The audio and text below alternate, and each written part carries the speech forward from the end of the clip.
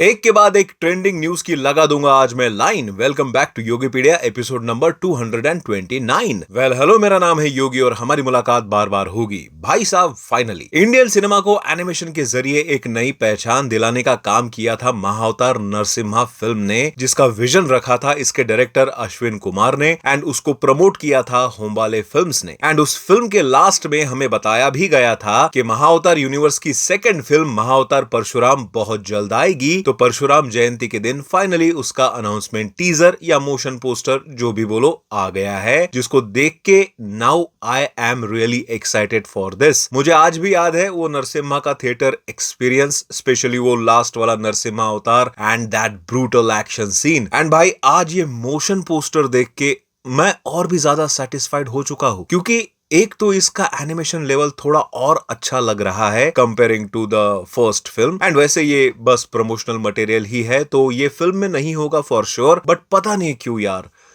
एकदम ऐसे दिल से खुश हो गया। जिस लेवल को अश्विन कुमार अचीव करना चाहते हैं एंड होमबाले फिल्म्स जिस तरह से उनके विजन में पूरा साथ दे रहे हैं, आई एम डैम श्योर कि इस बार ये मूवी ऑस्कर के सिर्फ रेस में नहीं आएगी बल्कि उधर झंडे गाड़ेगी। बस इस विजन को अचीव करने के लिए जो टाइमलाइन रखा गया है ना, दिसंबर 2027, आई गेस उतना टाइम उनको डेफिनेटली लगेगा। भाई ऑलमोस्ट 1.5 साल बाद रिलीज होगी ये फिल्म, बट इस मोशन पोस्टर को देखने के बाद ऐसा लग रहा है कि कल ही रिलीज कर दो यार ये। बट एनीवेज, लेवल अप तो डेफिनेटली हुआ है इस बार एनिमेशन का। लेकिन जैसे कि हम सबको ऑलरेडी पता है कि महाअवतार नाम से एक और फिल्म आ रही है मैडॉक की तरफ से, जिसमें Vicky Kaushal is going to play role of lord Parshuram. And वो फिल्म भी पॉसिबली 2027 में ही रिलीज होगी, यानी कि एक ही साल में हमें 2 मूवीज देखने मिलेगी on same topic, which is quite interesting. भले ही इसकी कोई ऑफिशियल कंफर्मेशन तो नहीं है अभी तक कि मैडॉक वाले इस फिल्म को 2027 में ही लाएंगे कि नहीं, बट उन्होंने भी सेम डे ये पोस्ट डाली है mentioning about lord Parashuram Jayanti. साथ में ये पोस्टर वापस से रीशेयर भी किया, which mean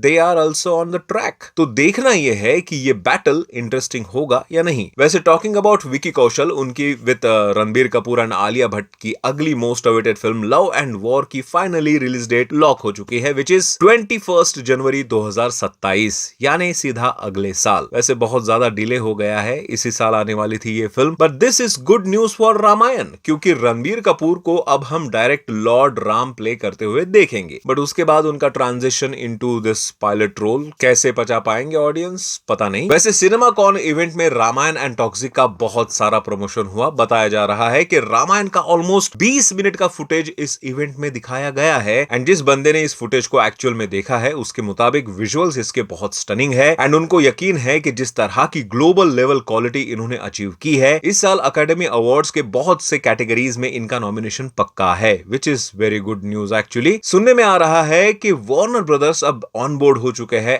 as a international distributor and almost 4,500 screen पर इस फिल्म को ग्लोबली दिखाया जाएगा on release day. Yash starrer Toxic का भी 9 मिनट का फुटेज इसी सिनेमा कॉन इवेंट में दिखाया गया है एंड उसको भी अच्छा रिस्पॉन्स मिला है। अच्छा, बाय द वे, कृष्णावतारम का ट्रेलर देखा मैंने एंड आपने भी बहुत सारे कमेंट किए थे मुझे for this trailer review. But उसके पहले मैं बताना चाहता हूं, ऐसा नहीं है कि मैंने इसका ट्रेलर देखा नहीं था। एक्चुअली जिस दिन रिलीज हुआ उसी दिन देखा एंड मुझे अच्छा भी लगा। विजुअल्स इसके बहुत अच्छे लग रहे हैं, बहुत इंडियनाइज वे में प्रेजेंटेशन है, जिसकी वजह से इंडियन ऑडियंस को ये ट्रेलर बहुत अच्छा लगा है। बट मैंने ये भी नोटिस किया कि कुछ लोग इसको अननेसेसरी कंपेयर कर रहे हैं रामायण ग्लिम्स के विजुअल क्वालिटी से। सी, हमने ऐसा पहले भी देखा है कि वीएफएक्स एंड सीजीआई वर्क कई बारी गलत हो जाता है एंड जिसकी वजह से हाई बजट वाले मूवी के विजुअल क्वालिटी पे बहुत खराब असर भी होता है। वही कभी कभी एक लो बजट वाली मूवी आती है एंड सरप्राइजिंगली अच्छे क्वालिटी का विजुअल हमें दिखाती है। तो ऐसे प्रोजेक्ट जो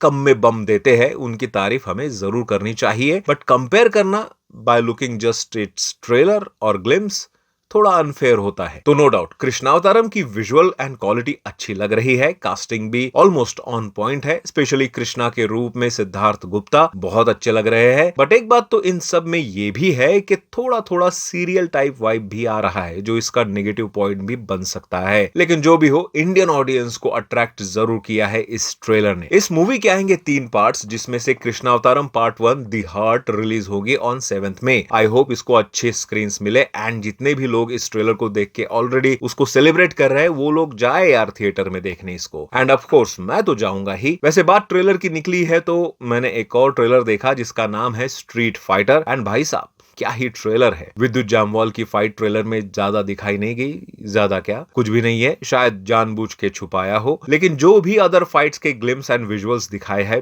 बढ़िया लग रहे हैं। मूवी रिलीज हो रही है 16 अक्टूबर को in English, Hindi, Tamil and Telugu में। टाइम है वैसे तो, आई होप कि एक और ट्रेलर इसका जरूर आएगा तब तक। वेल एवेंजर्स डूम्सडे का भी ट्रेलर आया, लेकिन सिनेमा कॉन इवेंट में मैं मेरे हैंगआउट टर्फ पे बिजी था, उधर अभी बहुत से बुकिंग्स आते हैं, थोड़ा काम भी चल रहा था साइड बाय साइड, तो इसी वजह से मैं सिनेमा कॉन इवेंट में जा नहीं पाया। लेकिन तुम नागपुर से हो तो हैंगआउट टर्फ आ सकते हो, डिस्क्रिप्शन में आपको डिटेल्स मिल जाएंगी। वेल मैं बात कर रहा था डूम्सडे के ट्रेलर की, जिसको रिलीज करने खुद Robert Downey Junior and Chris Evans उस इवेंट में पहुंचे। बहुत से वीडियोस फोटोज वायरल भी हो रही है उनकी, एंड मैंने सुना है कि ट्रेलर भी लीक हुआ है।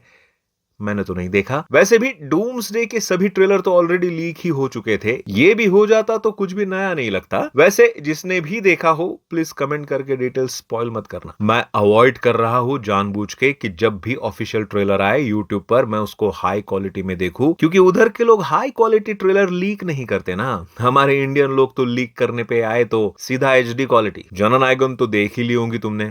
वैसे सुनने में आ रहा है कि तमिलनाडु के साइबर क्राइम विंग ने उस फ्रीलांसर एडिटर को पकड़ लिया है जिसने इस मूवी को लीक किया था। उसके साथ साथ 3 और भी लोगों को अरेस्ट किया गया है जिनका इस लीक में इन्वॉल्वमेंट था। वैसे अभी फाइनल जजमेंट होने का है, तो जैसे ही कोई अपडेट आती है योगीपीडिया के एपिसोड में मिल ही जाएगी आपको। चलो फटाफट वन लाइनर अपडेट्स दे देता हूँ। सलमान खान ने वामसी पैडिपल्ली के साथ वाली उनकी अगली फिल्म का शूटिंग अब स्टार्ट कर दिया है। उनका मुहूर्त का ये फोटो ऑलरेडी मेकर्स ने शेयर किया है। रिपोर्ट्स के अकॉर्डिंग इसमें नयनतारा लीड हीरोइन होगी, साथ में अरविंद स्वामी एंड अनिल कपूर भी इंपॉर्टेंट रोल में हमें इसमें नजर आएंगे। रितेश देशमुख स्टारर राजा शिवाजी का ट्रेलर आने वाला है आज, टाइमिंग का पता नहीं, बट आई होप के ट्रेलर से अच्छी वाइब आ जाए। दीपिका पादुकोण एंड रणवीर सिंह ने अनाउंस किया कि they are expecting another baby, जिसके बाद सब लोगों को इस बात की चिंता हो गई है कि किंग एंड राका मूवी की शूटिंग का अब कैसा होगा। तो रिपोर्ट्स के अकॉर्डिंग दीपिका अपनी शूटिंग कंटिन्यू रखेगी। किंग का बहुत सा शूट अभी भी बाकी है एंड राका के लिए भी उनका इंटेंस एक्शन सीक्वेंस शूट होना है, जिसके लिए makers will take all sort of precaution. And Deepika ये इसलिए कर रही है ताकि मूवी के रिलीज में कोई डिले ना हो। वैसे इधर सनी देओल स्टारर गबरू फिर से एक बार पोस्टपोन हो चुकी है। पहले वो 13 मार्च को रिलीज होने वाली थी, धुरंधर के चलते उसका रिलीज शिफ्ट हुआ ऑन 8 मई, एंड अब ये फिल्म